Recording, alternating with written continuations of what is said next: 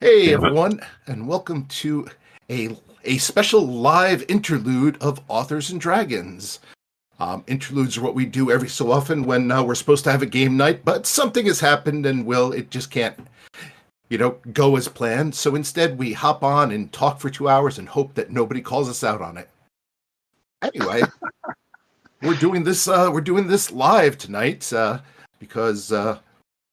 For no reason other than Steve is in Mexico, so it seems like a great occasion to do something different. My name is Rick Gualtieri. And it'll be recorded live. Ratings, man, ratings. Anyway, my name is Rick Gualtieri, and I'm joined here tonight by Drew Hayes, Steve Weatherall, Robert Bevan, and John Hartness. Say hi, guys. Hi, guys. Hello. I said hola because I'm in Mexico, and that is the one Spanish word did I you, can say. Did you say bullshit? hola? I've heard you say margarita and tequila. No. Did you pronounce it hola? Yeah. I was being deliberately. Okay. I haven't said that to a Mexican. I haven't just went up to us or anyone in Madrid and said hola. Does that sound weird? Did you say sacapuntas to them? No, I haven't had the opportunity yet. I'm not sure when that opportunity will arise. Break the tip off a pencil and hold it in front of them, like brandish it in front of them. And say, brandish it menacingly in front of them. Por favor. Get drunk.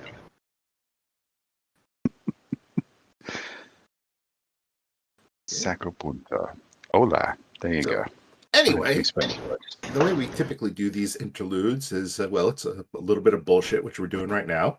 But what we also do is, this is kind of like the chance for those of you who, we ignore for whatever reason. Maybe we just don't like you. Maybe your questions suck.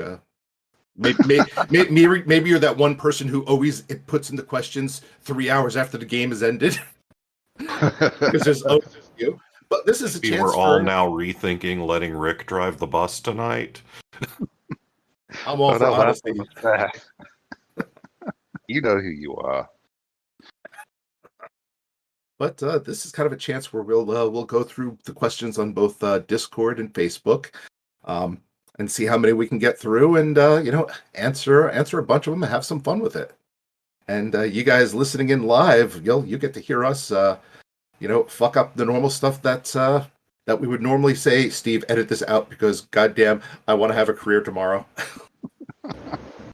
This could be all that. Say it. He just won't be able to do it. Yep. Yo tengo guisantes on mi hamburguesa.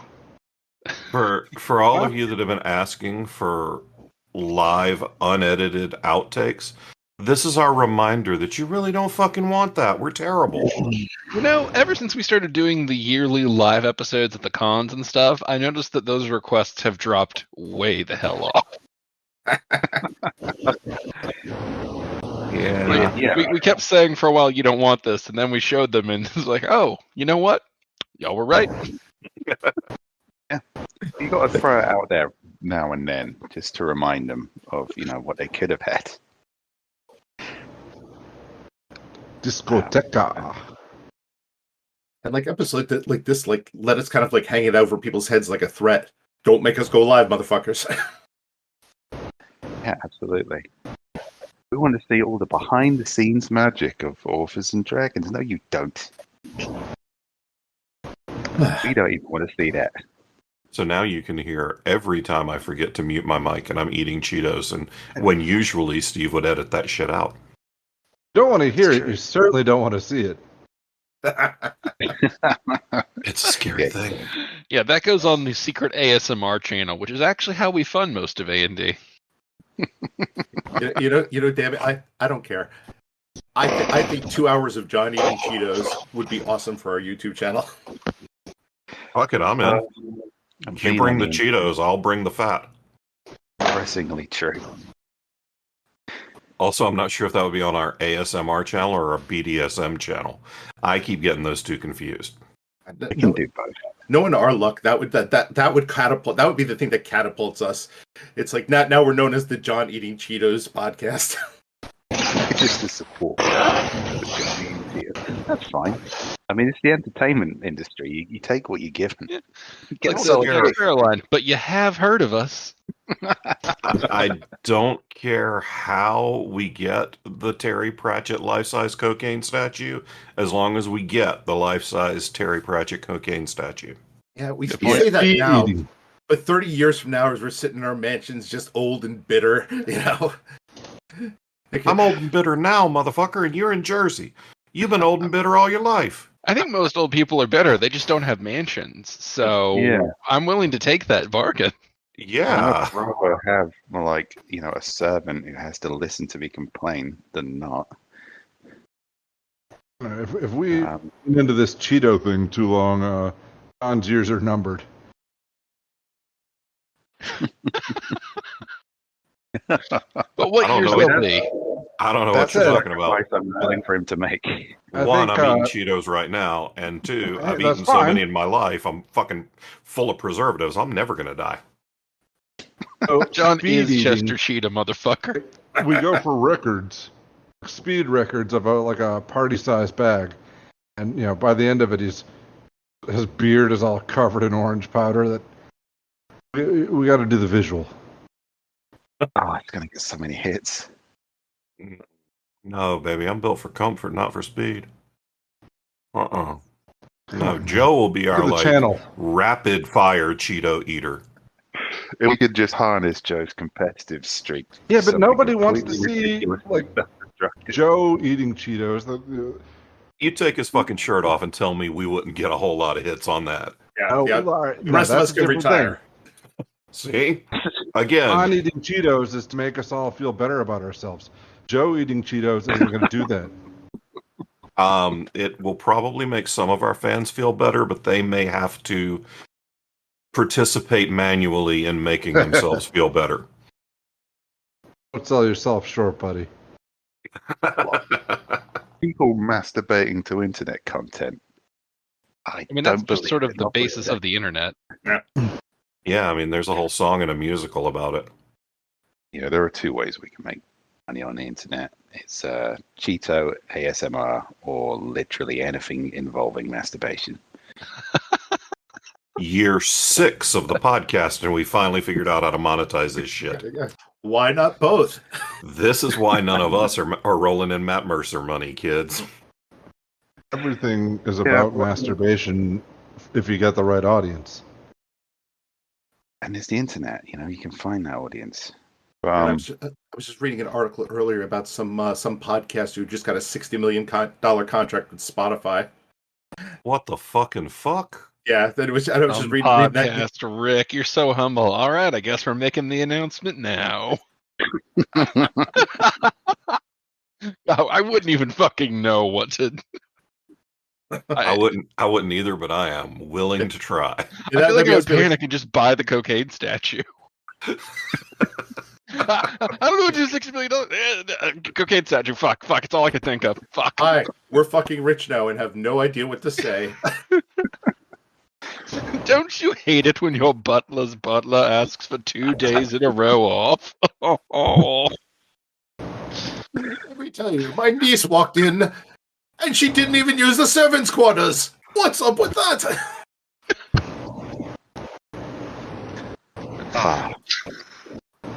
You know, there's just going to be an overclass of YouTubers in the future. That's all it's going to be. It's going to be rich YouTubers and poor YouTubers. That's all the people that are going to exist in the future.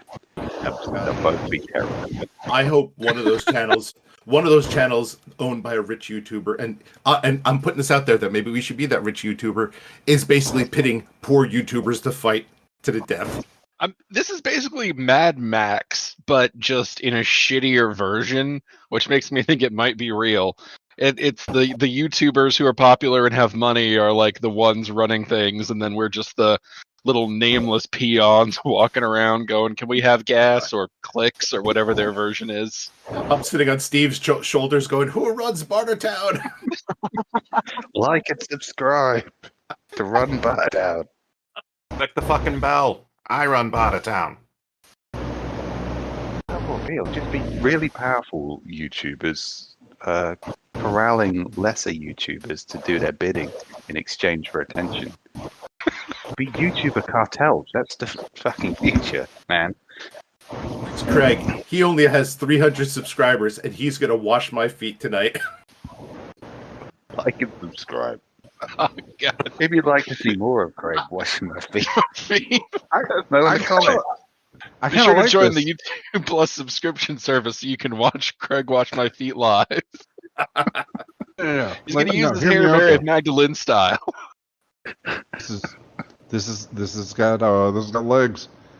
All right, I'm figuring out. I'm trying to figure out how we make this a thing. Yeah, somebody's gonna steal this from us and make millions of dollars. And then we're just gonna be bitter. He has dignity. See what we can make Craig. and this is scalable. You know,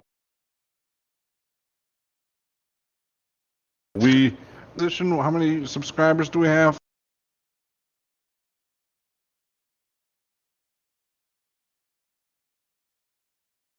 Like Mary with our hair, Mary Magdalene style, is down to 1, and fuck y'all, I ain't getting close to your feet with my head. No, that's not what I'm saying. All right, we've got like 2,500 subscribers. Yeah, I'm We talking do. about. Good for us. Yeah, good for us. But I'm saying, like, all right, those people with 300 subscribers, to them, we're big time. We should make them wash We our get a feet. bunch of them to wash our feet, or like, You know, we gotta find. We gotta things that have find. been in We've our been ass we've or been really whatever. sitting on the And foot then- washing thing for a concerning amount of time. At I'm this point. throwing out other options. Yeah, I'm That's what I was thinking. thinking. I'm like, anywhere. But then I'm thinking anywhere else we go from foot washing is going to be worse. Oh yeah, Yeah, exactly, well, 100%. Things that were in our ass.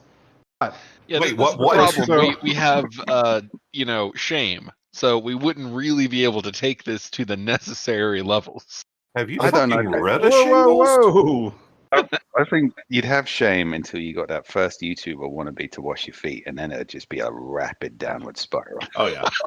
And I mean, there You know what would be the seriously, best? billions of those with I was a sitting couple of hundred at a subscribers. convention. I was sitting at a convention last weekend trying to find someone to 3D print me molds to make chocolate butt plugs with the A&D logo on it. I think shame went out the window a long time ago. By the way, I got a guy. I was gonna ask, yeah. The absolute best guess would be like, former Twitch streamers who got really big but then got kicked off the channel and are desperate to have that one last bit of attention. And it's like, you used to have 16 million views a week, and now you're eating Cheetos from between my toes. I can't believe that we're inventing a new pornography here. This already has I was gonna to be say out we're there. getting real deep into what's feeling like fetish at this point. This must already exist. I'm going to Google it after this. Oh, podcast. 100%. Oh, yeah. So, shall we take some questions? No, let's carry on Can't with be it. any worse. Let's get really weird with it. I was all right. I I was think we're giving gonna you guys do a game both plan. regardless. This is why we're not hitting our goals. All But right. listen to me. So we have our, goals? we're going to go to our friend Lamplighter first, because I think she was the first one to hop onto our live recording here. Well done. She wrote, "My friend recently had a baby and named him Silas. No relation. What's your thoughts on people naming their children after characters you've created?"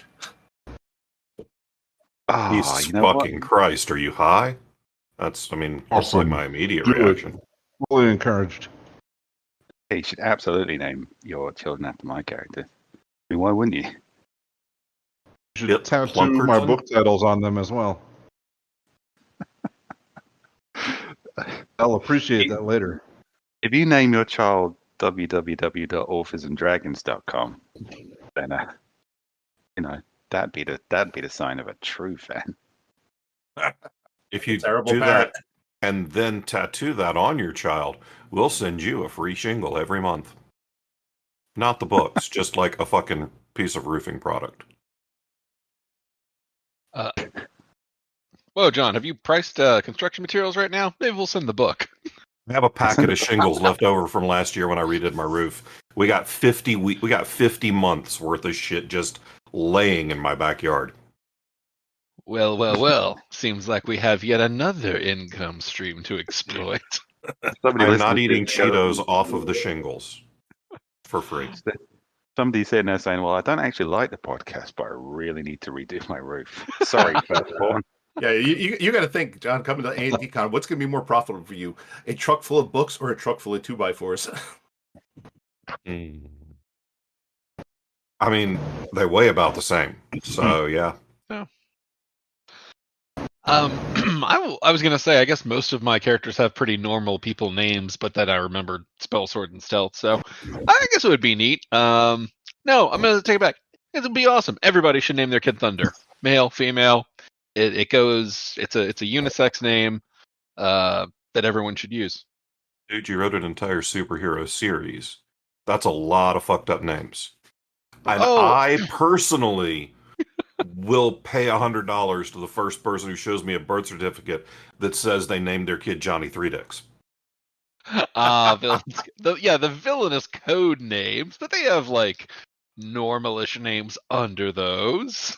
You cannot name a kid with only one dick Johnny Three Dicks, because he's going to have a lot to live up to that he can't possibly live up to. I don't know. Maybe that's how you make a president. Mother, what happened Pressure to my makes two other diamonds. dicks? What happened to my two other dicks, Mother? You must find them. Promises Go were into made, the Mother. world. It's dangerous to go alone. Take this. It's an extra dick. The name is a destiny, my son. A destiny you must fulfill. Avenge me. Wait, what?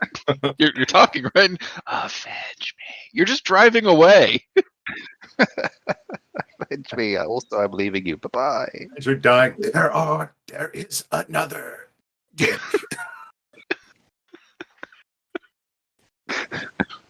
I am too fucking sober for this. I say that a lot around you guys.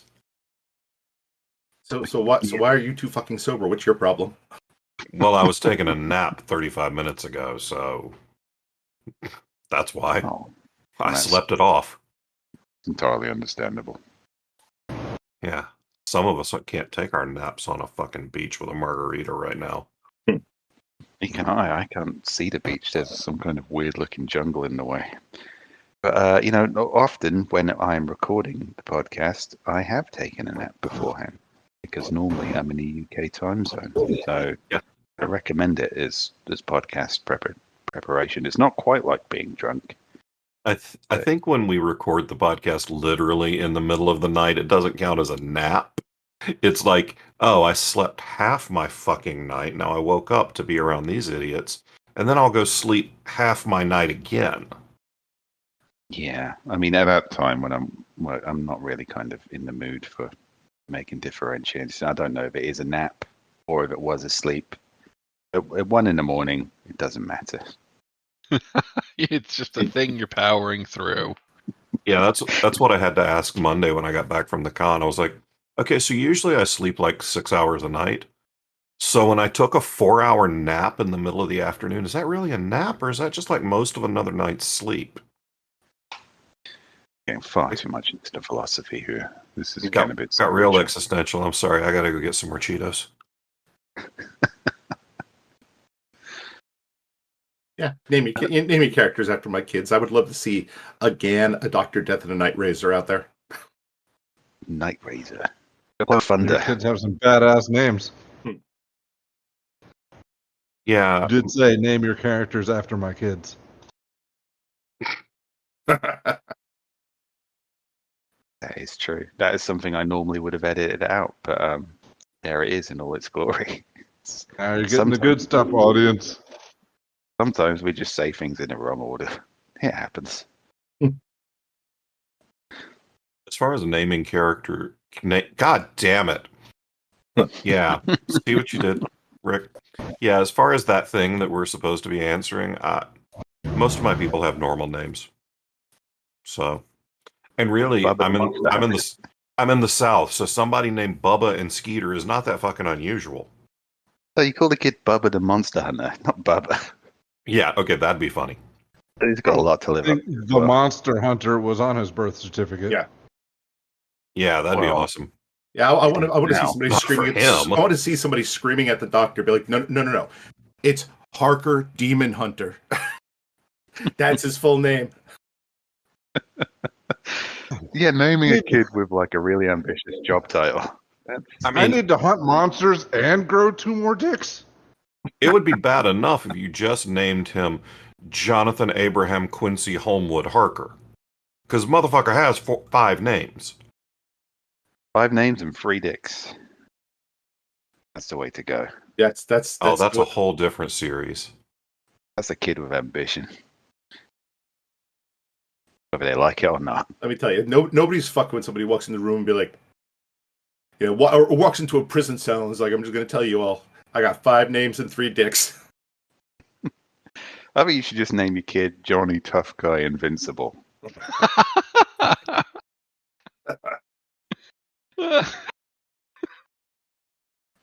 And his middle name could be also I'm really smart. Just make it difficult for them. Kids have got it too easy these days. Well, if it isn't Ricky Genital Exploder.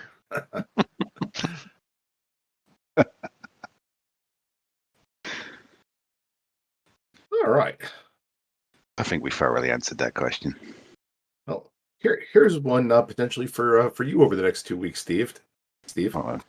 Our friend Crystal S, or perhaps Crystals, asks, have you ever thought you were about to get murdered? Oh, yeah. Fucking Yeah. 100%. Oh yeah. Oh yeah. I mean, are there people who have gone through their entire life and not ever thought they were going to get murdered? I am usually imbued with an unreasonable confidence. It's not, I'm not that smart, so sometimes I don't really catch up to what's happening. But normally, at some point, I'm just like, I thought I was going to be murdered there. I just didn't really appreciate it at the time. Otherwise, I would have kept my mouth shut. Yeah, a lot of the times when I have looked back on things and thought, ooh, I probably almost got killed there. But there have been a couple where I was in the middle of it and I'm like, yeah, so this is how and where I die. Okay. Oh yeah. I had a gun pointed at me once. I was too paralyzed with fear at the time to consider whether or not I was about to get murdered. And then it didn't happen. I'm pretty sure you didn't have to do a whole lot of consideration. As soon as they pointed a gun at you, you were buttoned right up against the line, but But that is the question: is there been a time where you thought you're about to get murdered? And I guess if you don't coherently put 2 and 2 together in a conscious way, it's like your body knows what's going down. oh yeah, I was in a strip club in Atlanta and I thought, oh, this guy is going to literally murder me. Well, You didn't like your tits? He did not. I mean, I I was was going to die sad, oh, but I didn't. And my tits have gotten bigger since then, so rock on. Try back again. No, challenge. I think that club's closed since then anyway. Well, it sounded like a horrible club. Next time, just find a stripper that doesn't want to kill you.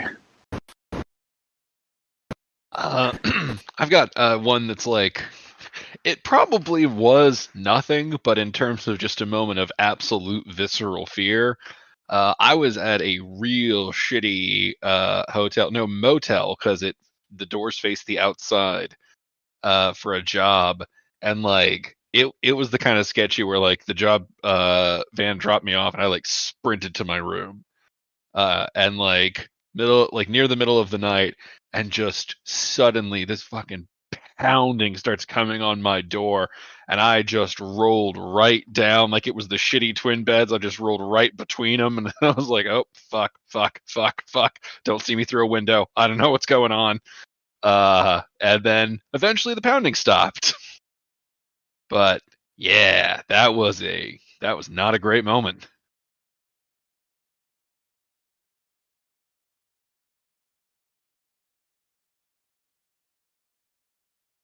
At least Never had that one, but one I on the have way stayed to in- I mean- AndyCon 2019 where I did that. Yeah, but that was just so you could keep the fucking cops from breaking in because you'd gotten pulled over for speeding 17 times in that state.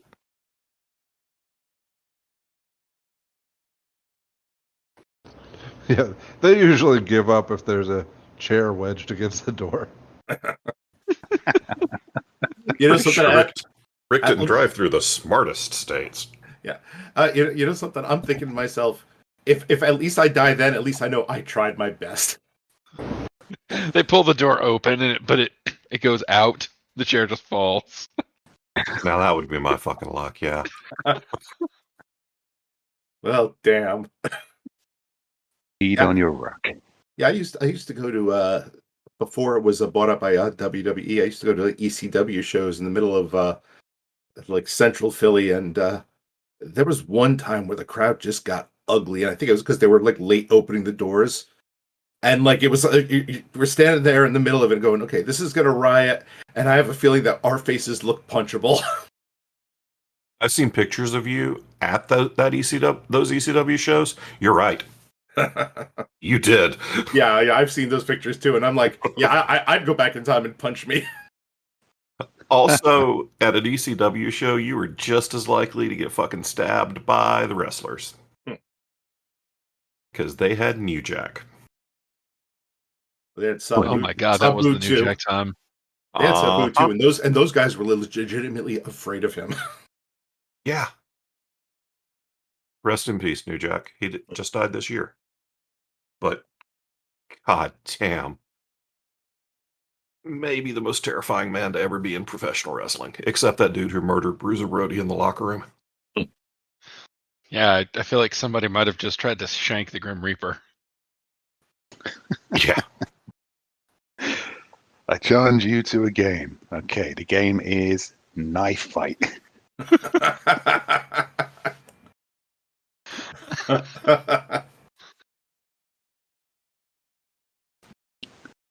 Yeah. Well, the good news is Cerberus doesn't guard the gates anymore. The bad news is who killed him and took his place. Yeah, now he's wearing a three-headed dog as a dick puppet because it's the ghost of Johnny Three Dicks. Just bringing it back around. It'd be hilarious Actually, when he got like erections and all the dog heads came up. Huh?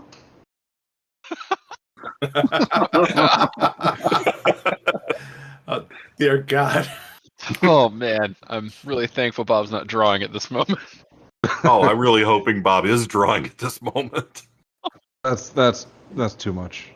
I mean, not beyond my taste. Just that's a lot of work. It's too much. Not ethically, effortly. Yeah, that tracks. We kind of glossed over this, but Bevan, why did you get a gun pointed at you? What did you do? Oh, well, no, I didn't do anything. I was just hanging out with this. Come on. No. I mean, this was when I was a kid. I was like, I might have been like 12 or 13 or something. I was. Again, Dad? Bob, you do not grow up. You do not grow up into us without being assholes for a long time. No, I was a very shy and quiet kid. But I had a crush on this redneck girl who lived across the street, and I was hanging out with her and her older redneck boyfriend, and I don't know. She was in a fight with him. We were all in the woods, and she got into a fight with him, and I was just kind of there, and probably shouldn't have been, but not saying anything, nothing. But their fight got heated, and he pulled out a gun, and I was, I guess he didn't want to shoot her, but I was there. So mad I'm gonna shoot this random person that's with us. There's a lot of questions. A lot of questions. Like you were 12 or 13? How old was the kid with the gun? I don't know if he was a kid. He was older. Okay. But anyway, he pointed at me for a little bit and then just shifted to a tree and shot the tree. No, that was. If quantum as much leap of that story as I remember ever becomes a thing, this is one of those moments I want to leap into just to see what happened. Well, did the argument resolve itself after that? Did they live happily ever after? I mean, that fucking Oh, tree fuck, never I don't gave know. him any lip again. They have like My, 15 trailer trash parents- babies. My parents asked me later, did you hear something in the woods? Nope. Yeah, no, around here, snitches don't get stitches, but they end up in ditches. Didn't we send you out with pants today? No. Forgot to wear my brown pants. I'm very, very glad that gun ownership is not a common thing in the UK. It's one thing having like blunt instruments and knives pulled on you and stuff, but you know, if we had a gun, the population of my town would be significantly smaller. Yeah, I mean, some people escalate way too easily. Yeah. Hey, you cut me off in traffic. Fine, fuck you, bang. Yeah, so it's something, you know, if my stepson was the more adventurous type going into dangerous areas, my first advice would be to him, like, if anyone's trying to start a fight with you, it's because they think they can win it. And if they don't look like they can win it, it's because they're an evil bastard with a weapon in their pocket. So just walk away. If you ever think, hey, this guy's challenging me, I could probably take him, it's because he's either got 5 friends willing to jump in or he's carrying something. Yeah. You know, you can shorten that to don't put your dick in crazy, and it'll keep you out of a lot of those situations where the crazy little guy is coming after you. Because if you don't screw his crazy girlfriend, or maybe that's just my life experience. Yeah, but, you know, young men like women generally. Don't get stabbed is solid advice. No one wants to get stabbed. Don't go after the woman you're attracted to. I don't know. It's just... I would say don't walk into the woods with the woman you're attracted to if her angry, gun-toting boyfriend is with you. Yeah, how old was this guy? It's like, if she's got a 20-year-old boyfriend, stay away from him. This barely registers as a memory. I don't know. I mean, I was 12 or 13. He seemed like an adult. That might have meant he was like 16 or something. I don't know. Yeah, that's true. Oh, yeah, that's something else I would tell to my kids. Never trust a 17-year-old or anyone who hangs out with somebody 5 years their junior, like in the kind of 10 to 20-year-old range. Yeah, avoid those people. Generally tend to be just show them Fast Times at Ridgemont High and say, don't do anything that happened in this movie. Yeah, if you're like a bunch of 13-year-olds with your cool older guy mate who's like 16, it's because he's a dangerous troublemaker who wants to manipulate smaller, weaker people. Not necessarily true. You might be able to invite him into your club to fight monsters when they show up in your town. Good point. That's true. Monster Squad is a movie to not emulate in any way. My third point of I think advice, that's a Stranger Things do not reference and emulate- still not good. Don't emulate. I think it was a Monster Squad reference. Why not both? Like, don't go after Dracula. He will throw some fucking dynamite at you. I don't care how tough your 16-year-old friend is. He wasn't even 16. He was a 14-year-old with a leather jacket. You did a great job of Monster Squad, but I kind of want to do it again. We're all totally going to fuck off after this and go watch Monster Squad, aren't we? I mean, I know I am. Are we still on the naming? Oh no, this is the "did you almost think you were going to get murdered" question. Yep. I was trying to figure out how we got here from naming kids after your characters. Could have happened. Oh, we could totally do it. I was just trying to figure it out. If you name the kids after the characters, they're likely to, at some point, almost get murdered. It's a given. Especially if you call him Johnny Freedix. Yes. Captain Invincible. Yeah, I was going to say, Lamplighter, your friend who just named their kid Silas, man, that kid's in for a world of hurt. My name's Invulnerable Balls. Try me, bro. And I like your girlfriend. Yes. Hi, I'm Robert Bevan, but my friends called me Bulletproof in the Woods.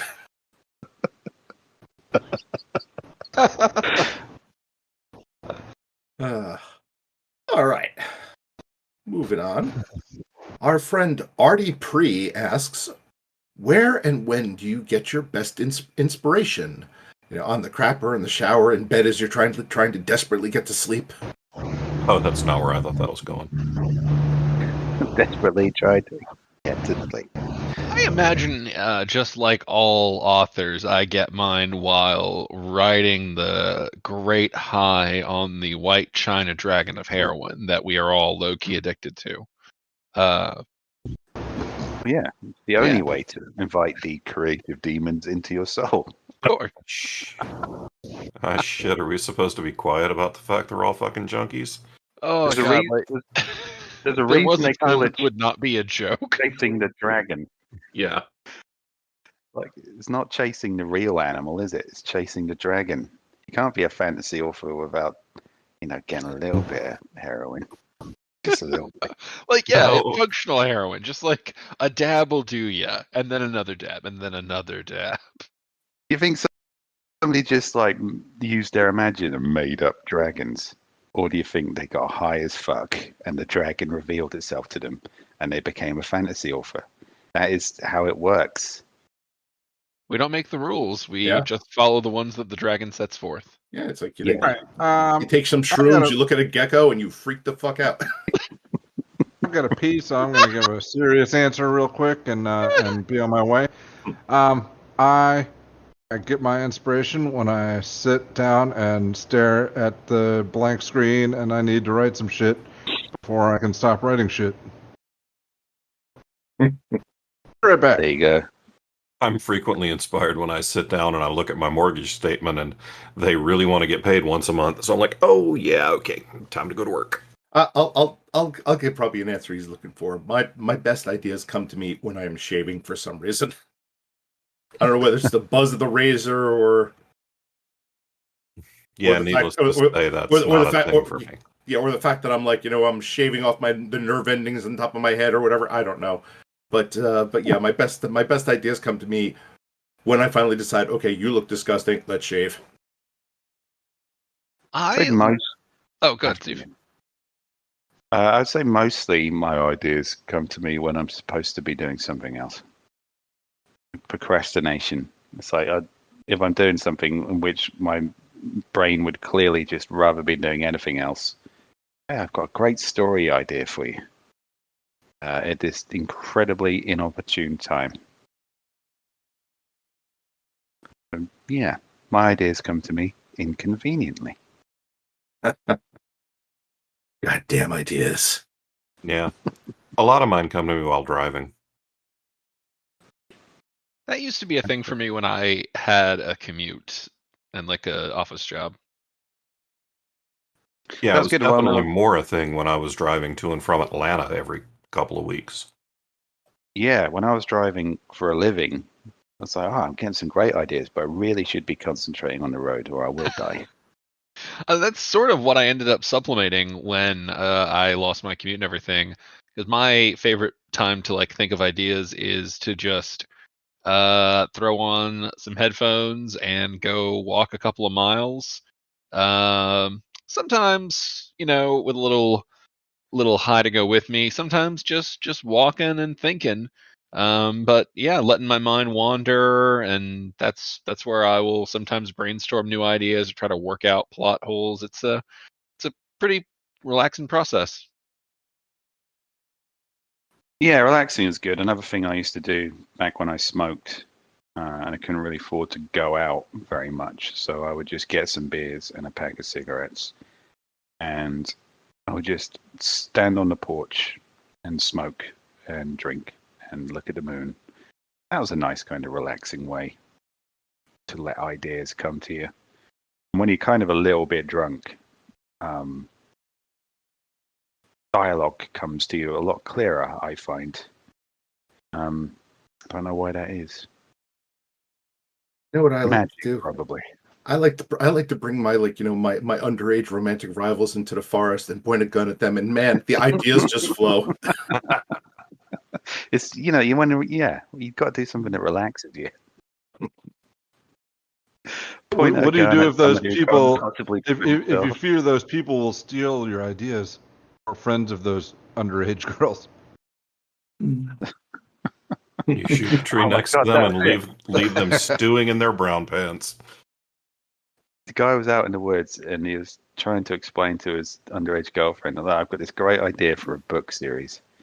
It's going to be called I don't know, something to do with D&D, and it's going to be about these guys. And Ben was like, "Fuck you! I'm stealing that idea, and your girlfriend, and that's why he tried to shoot you." That's my theory. Could be the case. I seem pretty literary. He said in jest.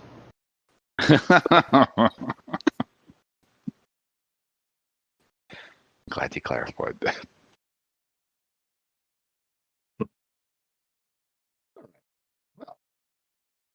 Our friend Franca asks, if you were gods, what is this if you were? what offering would... line, Rick. As soon as we get to 100,000 YouTube subscribers, we will be God. Man, it sounds like I know someone that's not coming to A&D Con. Anyway, if you were gods, what offerings would it take to summon you, to bind you, and to dispel you? Ooh. Cheetos. I think to summon me, I guess, it's a sense of polite obligation. To bind me, also a sense of polite obligation. Definitely a sense of polite obligation. You can Very summon socially awkward God. our friend Jen in chat nails exactly how to bind me. So you summon me with Mountain Dew, you bind me by dropping a cat on my lap, and then you dispel me by bringing up that it's time to go do manual labor. If I'm a god, I'm going to up the stakes. If you want to summon me, let's call it 50 grand. If you want to get rid of me or dispel me, and if I'm legally allowed to be there, you just want me to go away, maybe also 50 grand. If you want to bind me, tie me up and do weird shit, it's case by case basis. Probably 50 grand. Generally $20. I'm gonna go for a little bit of synergy here. You can summon me with a baked good, so long as it's of good quality. Shit from the bag doesn't count. Gotta put a little effort in. You can bind me with either a good drink or a good joint, and however long it takes me to finish it is how long you've got. And then you can dispel me by offering vegetables, in which case I will nope the fuck out. This is also how you should interact with Drew at a con. As I said, what do you mean if we were gods? I brought you carrots. In my case, Transformers will summon me. Piles of dirty laundry will bind me. And anything to do with a fucking swimming pool will dispel me. Oh, I've got a better dispel for me. Ask me to look up the fucking rules for grapple.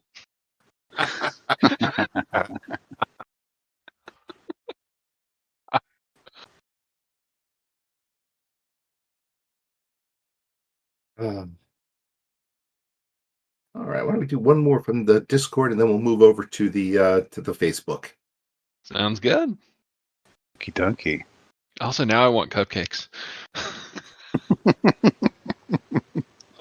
Our friend Zach of All Trades asks, everyone always says that the book is better than the movie, but do you have any personal examples where you thought the movie was better than the book? Fight Club. 100% Fight Club. Yeah. I used to have a go-to for one of these. That was fun. Steve and I clearly must do. Yeah. I don't know that I would. I don't know. This is a little bit controversial, and I will definitely understand people who don't agree. But I really enjoyed the movie Stardust, and I read the book first, and so I went in and I realized like they were changing a lot, but it was kind of nicer and more fun, and it wasn't quite as bittersweet, but I don't know. I felt like it worked better overall. Yeah, no, Pistols at Dawn, motherfucker. I'm definitely in the category of the other side of that controversy. Oh, Oof. wait, was there controversy? Neil Gaiman himself said he liked it, so it was sort of like a everybody else can eat shit. Yeah, well, fuck Neil. Now that's controversy. Yeah. Yeah. All right, that's how we're getting our YouTube subscribers up. Somebody You're on tell the Neil fire. Gaiman. You're So I on said the Neil. fire. That's right. Tell Neil I talked shit about him. My general rule is like if the person who wrote it is okay with it, then it can't be that fucked up. Nah, looking. I've watched the movie twice, and the first time I really didn't like it, but it was the same problem I had with the movie Constantine. When I watched it again with some more distance from the source material, I really enjoyed it as a movie. And so as a thing separate from the book, I really like the movie. I didn't like it when I first saw it because I had just read the book and really liked the book. Book is really good. Yeah. Say about Fight Club. There's some really good writing in Fight Club, obviously, and a lot of that is used in the movie. But the actual direction and visual style and soundtrack and the cast maybe above the changes they made. I mean, the ending for Fight Club, the movie, was cooler than in the book, even if it made Yeah, absolutely. much cooler than the book. But it was such a stylistic masterpiece, Fight Club. It kept the. I think the only thing it really changed, maybe for the worse in the book, is it kind of made the book more sexy than it was. It was still grimy. It was kind of Brad Pitt grimy. But I think like one of my favorite moments of that movie is because I hadn't heard much about it before I saw it. So when I watched it and the reveal, and it's one of the first movies I watched where this happened, the reveal that the Tyler Durden wasn't real and was a figment of the guy's imagination, and the way they dropped that in the movie was so beat perfect that I That's don't something think I remember as well. ever measured up. Yeah, really, it's like every movie I've watched since then, when it turns out, oh, that guy didn't really exist. It's like, yeah, that's interesting, man, but you didn't do it as well as Fight Club, and I don't think anyone ever will. Not even the book Fight Club. So it's not to say I don't like the Fight Club book. It's a very good book. Chuck's a very good writer, but the movie was just, I don't know, it was so slick. Well, I will say that the movie Jaws is superior in every single way to the book. That's not to say Peter Benchley's not a good writer. I haven't read the book, but from what I've read about it, I will agree. Yeah, I mean, it was like Spielberg read the book and said, we're just going to do the opposite of 90% of this. And it was the right choice. The characters in the movie are likable. Like Brody and Hooper's friendship, that works. In the book, they're assholes. When you see the shark, everybody's like, holy shit, this is big. In the book, they're like, yeah, they get bigger. And then there's the ending, and like I said, not the shit on Peter Benchley, but spoiler alert, basically, the shark just dies in the book. That's it. It pretty much just had a heart attack and dies for like War of the World style. Yeah, and it's like, well, that's it. Oh, that's fucking I was lame. thinking Life of Brian. I've had a cardiac arrest. Oh God, I've got another semi quick controversial one to throw in there. The It TV series versus the book, purely because the It TV series skips the child orgy. Yeah, solid move. Also has Tim Reed. So yeah. Tim Curry. Tim Curry. That He will always be there. I mean, the Skarsgård chap did a very good job of it, but he's going up against Tim Curry. Yeah. I will say the child orgy scene is not a great read, but honestly, the rest, yeah. But the rest of the book is that's actually, good. I think we can all stand with you there, Rick. Really makes a full declaration on Authors and Dragons Live. Okay, this is pretty much my favorite book of all time. I've probably read it a dozen times, if not more. Now I've got to burn my copy with the sticky pages. Oh God! But podcast over. Everyone go home. There's some brilliant parts in the book that like really the TV series or the movies just were not able to capture. You know, like I will say yes. All things are superior when you take out the child orgy scene, but if you look at the book as a whole, I just want to interject here. It's like that book was like 1,000 pages long. They could have lost 2 pages. No one would know. No one would have noticed. But You must that's have what happens when really you fight to keep that in. yeah, there's a lot of anime logic that goes into the orgy scene, which pretty much comes down to we're lost underground. What do we do? I know. Let's fuck our way out. Stephen King, you all right, mate? There's a lot of That's what I thought cocaine in was this era of missing. Stephen King. That's what I thought was missing from Lord of the Flies.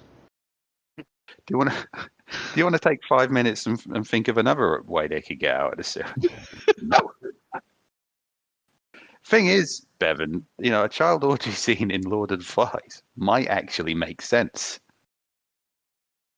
I'm not saying he should do it or it would improve the Okay, source material. that's what I was missing from Daddy Daycare.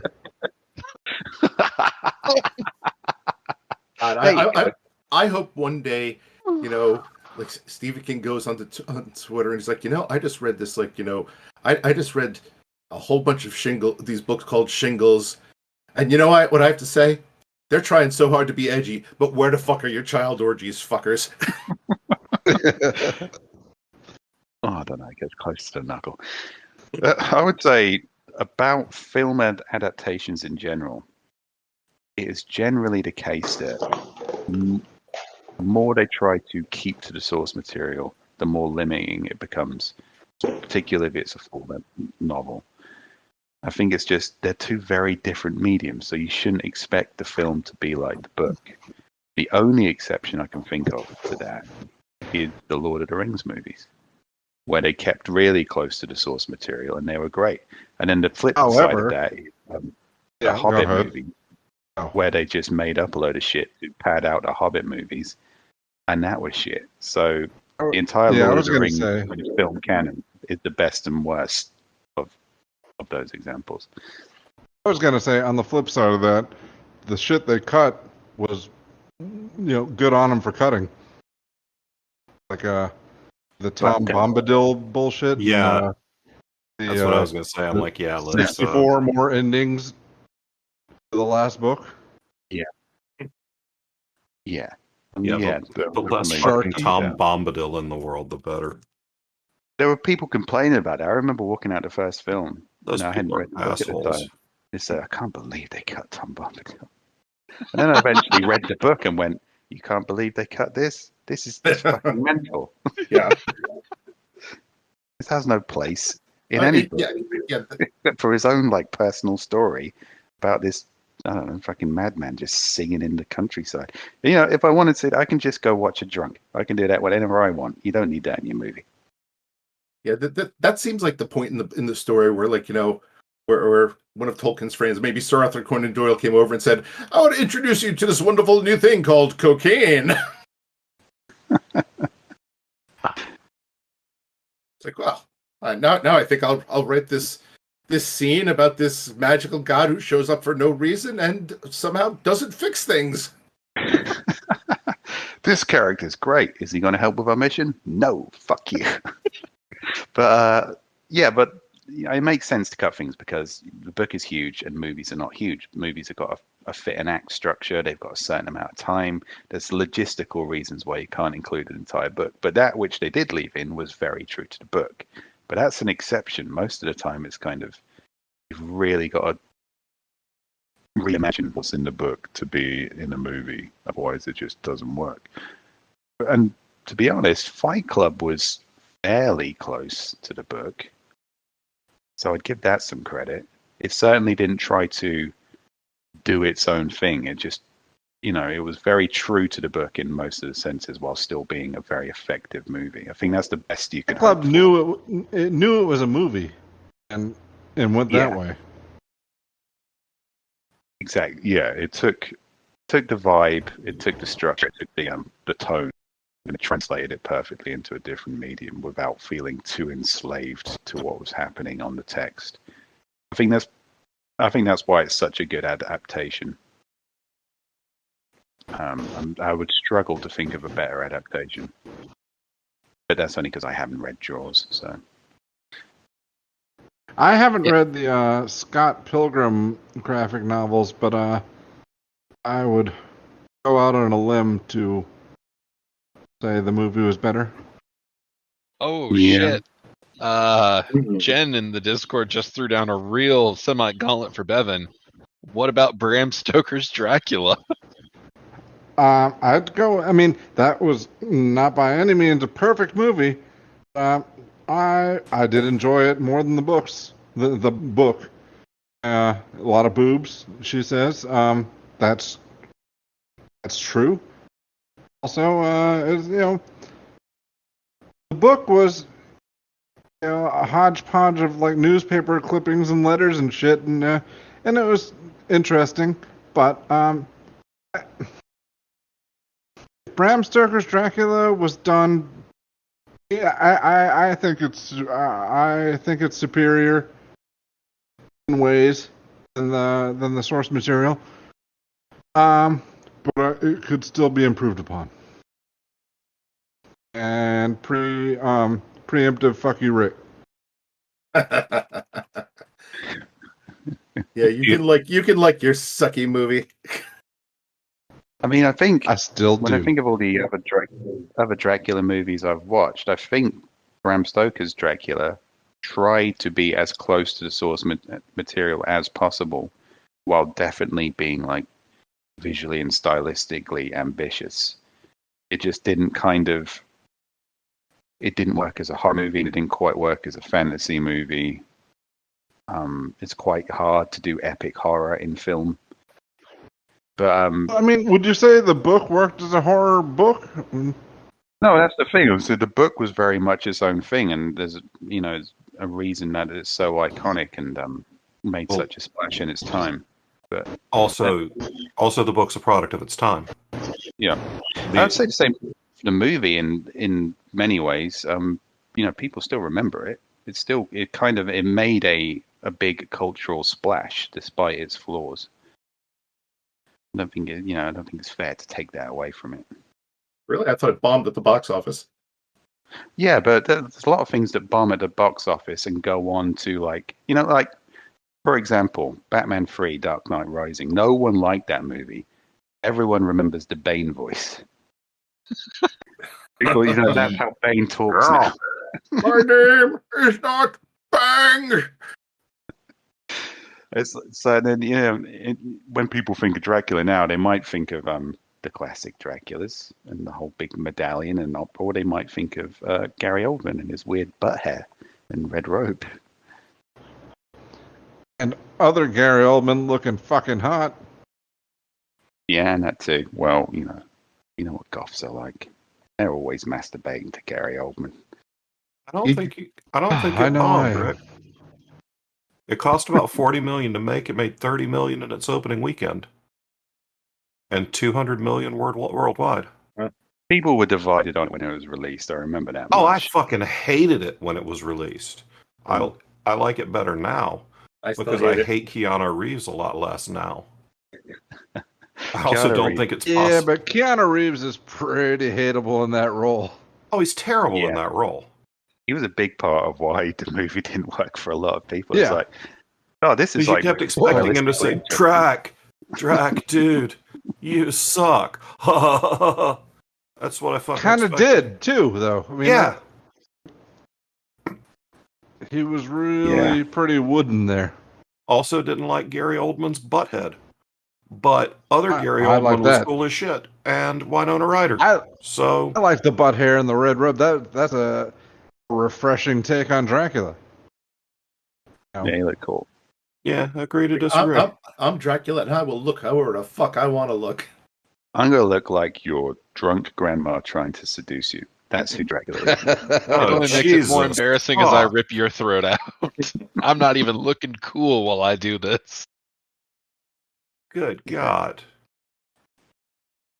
Leave my Just drunk give- grandma out of this. Just give him a cigarette on one of those old holders, and change the wine for gin. It's a fucking Suddenly- cigar, bro. This is like a weekend at grandma's. There's got to be a movie in there somewhere. I have a sort of one. I liked the book plenty, but because the language is a bit archaic, reading through it can be a bit more mentally consuming.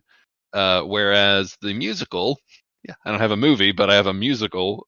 So Don Quixote is the book, and then Man of La Mancha is the musical. I do love yeah. both, but it's kind of more. I find Man of La Mancha more enjoyable since there's not. It's a more modern language interpretation. I mean, I'll go Titus versus the original Titus Andronicus, just because it was Shakespeare's first play, and but Julie Taymor's movie version of it was goddamn spectacular. I don't think it's a good idea to compare books to movies, or indeed anything that crosses a medium. I think you can compare remakes of movies to movies. I think that's completely fair. But I just watched Heathers is one of my favorite films, and I just watched a musical too. with my daughter, and I was fully expecting to hate it because I don't want to see my favorite film kind of reimagined for somebody's, bank balance or whatever. But they did a really fucking solid job of making that cynical, dark, absurd, weird film into just a really accessible musical. It lost some of the cynicism because they fleshed out the characters a bit more in song. Like I can't imagine Christian Slater singing about his feelings. That's not how the character of JD works for me. But they did it in the musical, and obviously, he wasn't Christian Slater, and they did have to do him a little bit differently, and they kind of made him a little bit more sympathetic and a bit more kind of identifiably crazy. Also, did they change the bits that are problematic as fuck nowadays? No, there was an entire musical number about I love my dead gay son. It was fucking brilliant. But no, they kept a couple of F-bombs in there as well, which I was surprised about. But, they were very kind of clearly parodying the 80s movie. So I see why they did that. It made sense in context entirely. They didn't shy away from the date rape aspect of it. They had a whole fucking number about that as well. In many ways, it was as true to the movie as it could have been, trying to make it into a 2-hour musical. It lost some of the cynicism. It made it a little bit more. The silliness of the original movie was always very wry. The craziness was always very understated, which is what made it kind of so 80s and chic. And obviously, you can't really do understated in a musical. So, saying was it as good as a movie is kind of, redundant. It was a very different experience. I enjoyed it. I don't really know anything about the musical, but given the time frame, the age of people who are writing and creating musicals nowadays is right for people who would have loved the movie. So Yeah. Well, it there's kind of something makes sense. timeless about that movie, I think, because there are people going in there. Like my daughter's 14, and there were other 14-year-olds that had dressed as the Heathers with croquet mallets. I'm like, why the fuck do you even know? I know people my age who don't know this movie. Why do you know it, you weirdos? But clearly there's enough of them to do, because it wasn't just old people my age in there enjoying the musical. It really kind of speaking to people, I guess, who love the kitsch element of it, but also, I guess, just appreciate the fact that it's maybe a timeless movie. I always think of it as the dark, sarcastic Breakfast Club. Yeah. Has there been a Breakfast Club musical? Seems like there should have been. I'm sure there has. I don't know if it ever got. See, it's like, yeah, we should take this famous John Hughes movie that's a timeless classic and turn it into a musical. If anyone said that to me, I would have slapped them. But I would have slapped them about the Heathers as well. And turns out I was wrong about that. So All right, now we're going to go into like the dance number for "Smoke Up Johnny." look, don't say it. They can make a really catchy musical number about my dead gay son. 2004.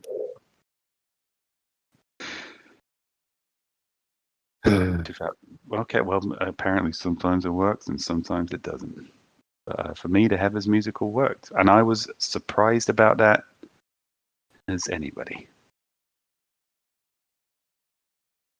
I've got one. The Old Testament versus the movie Year One. I will say I enjoyed one more than the other. Sure.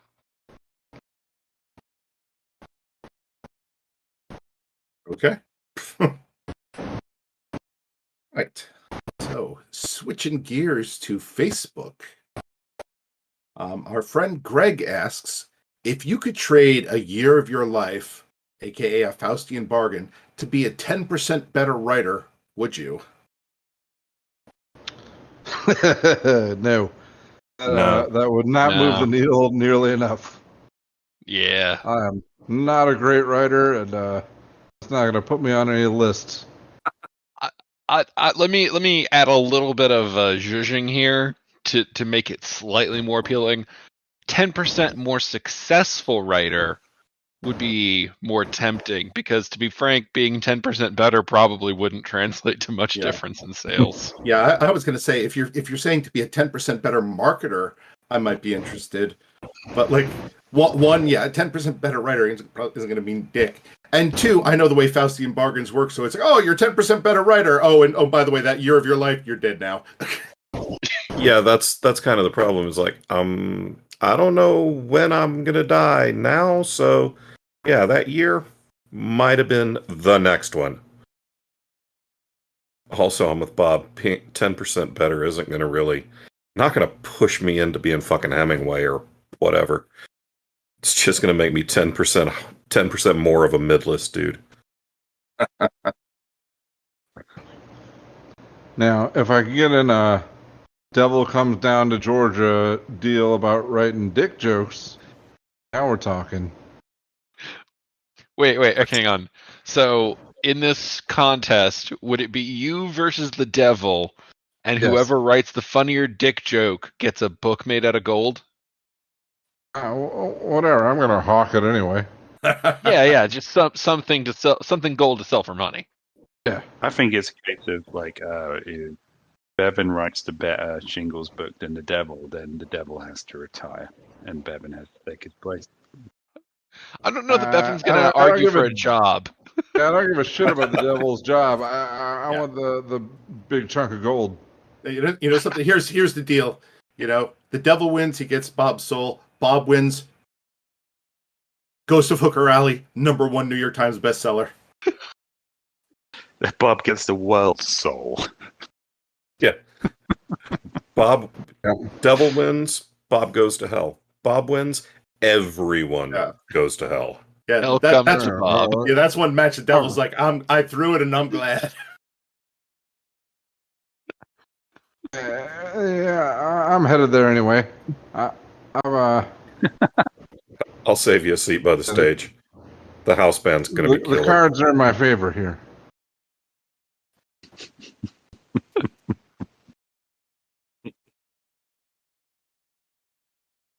Right.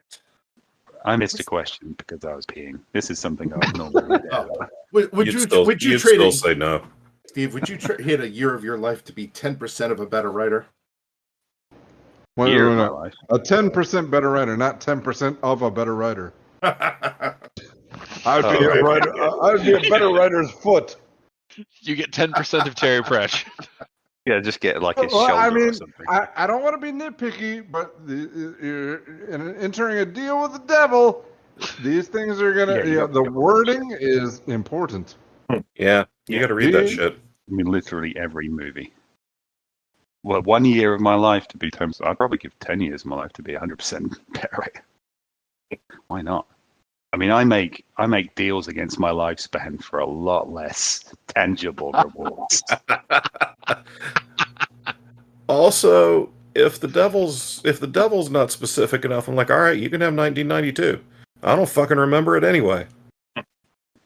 It's like, oh, the devil, I'm going to take a year of your lifespan to make you much better at this thing you love doing. So, well, I already gave up a year of my lifespan because I'm enjoying this pizza. And, I already gave up a year of my lifespan because booze is good. Gave up a lot of years. Definitely, you're gonna have to get in line behind cigarettes, buddy. They've got a big old stake that you're gonna have to talk to them about. Yeah, I was just gonna say if the deal is trade a year of life for pizza to be 10% better, now we might be talking. Oh shit! Oh that, fuck yeah! that I'm in. might be. Woo. So I've traded 10 years of my life just so you can leave me alone while I have a cigarette.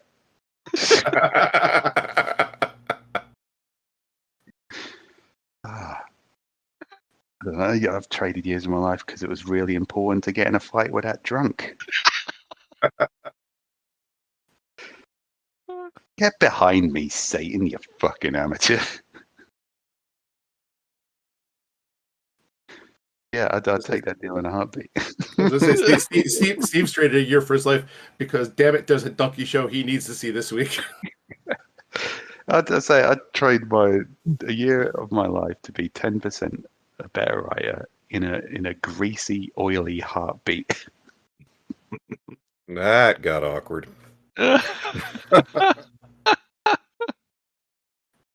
Honestly, this is just. I mean, this isn't even honesty. This is just. I can't lie to you about this. Oh yeah, I'd take that deal. Sitting here drinking 6 beers in a country I've flown out to simply so I can attend a convention where I'm going to drink a lot more than 6 beers. Yeah, it's on the table. The devil's not going to make me that deal. He's already knows that I have far too limited years left to trade, and I will trade them for much less useful things. And Devil's like he's adding it up on his calculator. He's like, how the fuck are you still alive? You are negative by a lot at this point. Well, I made a deal with a different devil. It's called rock and roll, baby. Suck my dick. You technically qualify as undead. All of a sudden, Steve is a 1990s Hellblazer story arc where he sold his soul to 3 different devils, and now he can never die, or the 3 devils all fight each other and hell explodes. First devil, I'll give you a year of my life to be a better writer. Second devil, give me a year of life to be a worse writer. So look, does anyone have a light? I'll give you. I'll tell you what. I got 60 authors under contract. I'll give you a year off each one of them to make them a 10% better selling writer. That's like, Yeah, that's the money move there. Always check your Falstaff contracts, people. oh, I don't live to Oh my 90, god! but I write a masterpiece. Oh no, one less year in nursing home. But everything's slightly cooler. The devil seems like not particularly evil in this instance. You sure it isn't Jesus making this deal?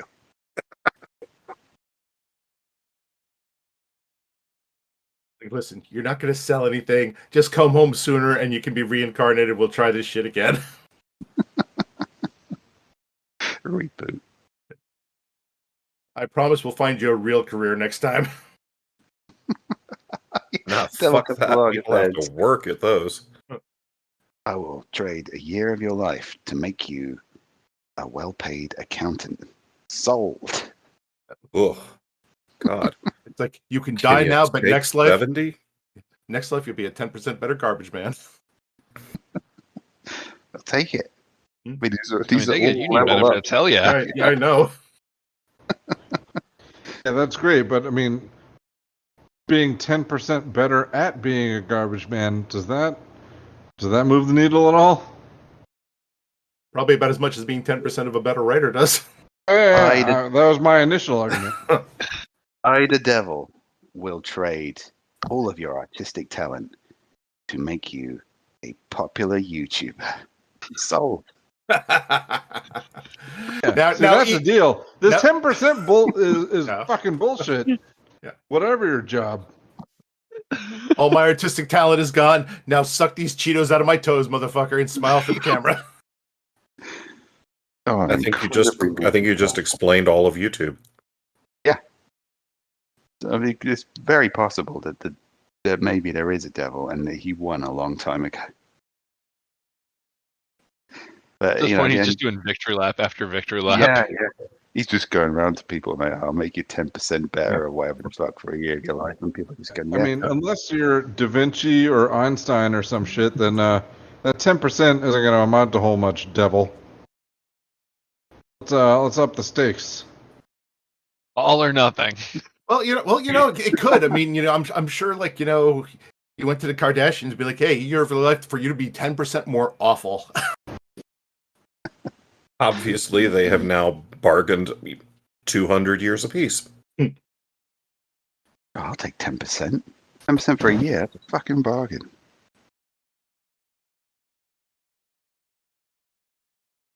All right. Why don't we take a nice light one here? Our friend John asks, what is your favorite flavor of ice cream or type of frozen dessert? Yes. Whatever that McDonald's pineapple slushie I had in Korea was called. That was amazing. Whatever the booze ice cream that Rachel bought me in Vegas. I think it was like mint chocolate chip and alcohol. It was fantastic. Oh. Yeah, I think I'm gonna say mint chocolate chip, specifically Bluebell. But if I don't know what to do, I go to old reliable mint chocolate chip. There used to be this brand of, it was basically raspberry vanilla gelato that I would buy, and goddamn, that shit was good. If I'm going to get... Wow, aren't you fucking fancy? Yeah, I think if I'm going to get decadent, I'll go for a... What's the Ben and Jerry's with, like, little marshmallow chunks in it and chocolate monkey faces? I don't even know how to do it. Chunky Monkey? No, that doesn't sound right. Jerry Garcia? No. Those are the only two flavors of Ben and Jerry's I know. Oh, fuck it. I can't remember it, so I'll go for a... I had a baked Alaska Ben and Jerry's recently. If it's got chocolate chunks and marshmallow in the ice cream, I'm sold. If you can somehow incorporate peanut butter and dark chocolate into that, I am doubly sold. Satan, 1 year of my life for that ice cream. But it's got to be delivered to Mexico. Yeah, I mean, I could just go to the Walmart. It's a 5-minute walk. But, if Satan's there. I'll give you a year of my life just so I can be lazy. Yes, Chet, I am. Yeah, oh yeah. Rocky Road. If you can just amplify Rocky Road to include more things I like, maybe, I don't know, Mountainous Road. Rocky Road plus Lucky Charms Rocky Irish Road. You guys are saying it wrong. Peanut butter in there. Rocky Road? The fuck is that? What? The Goonies! Oh. Right, of course. I thought Chaucer's testicles had descended all of a sudden. How do you guys hear the words Rocky Road in any other context? Practice? Say it. No. Yeah. The practice. I've heard Sloth say Rocky Road more than I've heard anyone else say Rocky Road. I My don't want to parents say really Rocky Road, so I heard a lot of Rocky Road. If I'm eating something delicious, I don't want to be thinking about Sloth with his child tied up in a basement. Also, I'm thinking that's Rocky Road is the name of the flavor of Chaucer's taint as well. Oh, god damn it. Baby Ruth, Ruth, Ruth. Jeez. That's why I don't eat Baby Ruth. Oh, fuck me.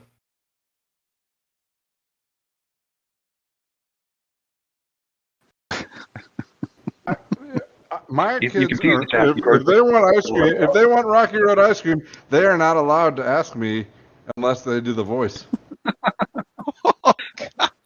How often do they ask for a Rocky Road ice cream? Is it My none? son loves Rocky Road. Oh, Well, you've just ruined it for him. oh he Yeah. loves it. No, I think that's pretty fantastic. I think that's like parent of the year shit right there. Also, another reason I don't have children. If you want your favorite ice cream, you have to do an impression of this underground giant monster kidnaps children. Yeah, no, I'm down. He didn't kidnap Chunk. He I was mean, he's so- not making the kid do the fucking truffle shuffle. I mean, if the child hadn't bribed him, I reckon the sloth would have eaten Chunk. That's the impression I got. Well, you interpret it your way, but Chunk saved his life, Yeah, because and he saved Chunk's life. If Chunk hadn't had No, he threw that candy bar in Sloth's face, and he freaked out a little bit, but then they became friends. because he gave him candy. If he didn't have that candy on him, if Chunk hadn't been such a stereotypical 80s fat kid, then I mean, Sloth would have strung. I have a confession to make. Something I don't think I've ever told anybody. But, oh god, I have this never, about the sheep. but I've actually never watched the Goonies all the way through. At the movies, motherfuckers. You just tune out. You just tune out when the kids start shouting at each other. That's what Yeah. I do now. All right, folks. Afraid that's all the time we have for this week's interlude. We will be back next week with a side quest, and then in 2 weeks with a regular game coming from Authors and Dragons Con live in Nashville. So we hope to see you there.